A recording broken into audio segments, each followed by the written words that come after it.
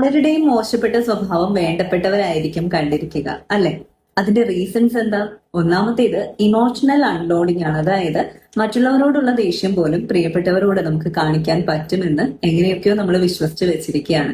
അവരോട് നമുക്ക് എന്തും പറയാം, മറ്റുള്ളവരോട് ഉള്ള ദേഷ്യം പോലും അവർ കാണിക്കുന്ന കുഞ്ഞു കാര്യങ്ങളുടെ മേൽ അവരോട് കാണിക്കാം.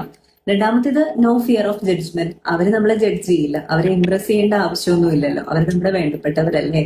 മൂന്നാമത്തെ ഒരു കാര്യം എന്ന് പറയുന്നത്, പലർക്കും തങ്ങളുടെ റിലേഷൻഷിപ്പിനുള്ളില് ഒരു സുപ്പീരിയർ ആണ് താൻ, അല്ലെങ്കിൽ എനിക്ക് അതിനുള്ള പവർ ഉണ്ട് എന്നുള്ളൊരു ഫീൽ ഉണ്ട്. തനിക്ക് ഇഷ്ടപ്പെട്ടവരുടെ മേലെ എനിക്കൊരു അധികാരമുണ്ട്, അതുകൊണ്ട് എനിക്കത് കാണിക്കാം, അല്ലെങ്കിൽ എന്റെ മോശപ്പെട്ട സ്വഭാവമൊക്കെ കാണിക്കാം എന്നുള്ള ഒരു തോന്നലുണ്ട്. അവരിട്ടേച്ച് പോകില്ല എന്നുള്ള ഒരു ധാരണയുണ്ട്. നാലാമത്തേത്, ഇവരുടെ കുട്ടിക്കാലമൊക്കെ ഒരുപാട് ക്രിറ്റിസിസവും നെഗറ്റീവ് ഫീഡ്ബാക്കും ഒക്കെ ഉള്ള ഒരു അറ്റ്മോസ്ഫിയറിലായിരിക്കും ഇവര് വളർന്നു വന്നിട്ടുണ്ടാവുന്നത്. അപ്പൊ അതുകൊണ്ട് തന്നെ അതൊരു നോർമൽ ആയിട്ടുള്ള ചൈൽഡ്ഹുഡ് കണ്ടീഷനിങ് ആയിട്ടുള്ള ഒരു ബിഹേവിയർ ആയിട്ടായിരിക്കും അവരിൽ നിൽക്കുക.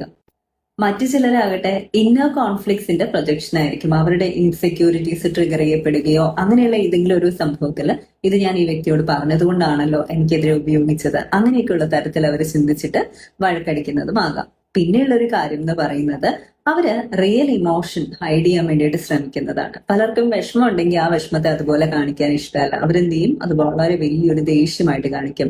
വിഷമവും നിരാശയും ഒക്കെ കണ്ണീരും അല്ലെങ്കിൽ വളരെ സിമ്പത്തറ്റിക് ആയിട്ടുള്ള വേയില് മറ്റുള്ളവരുടെ മുമ്പിൽ അവതരിപ്പിച്ച് ഒരു സിമ്പതി നേടാനൊന്നും അവർക്ക് കഴിയണമെന്നില്ല. അതിന് പകരം അവരെന്ത് ചെയ്യും?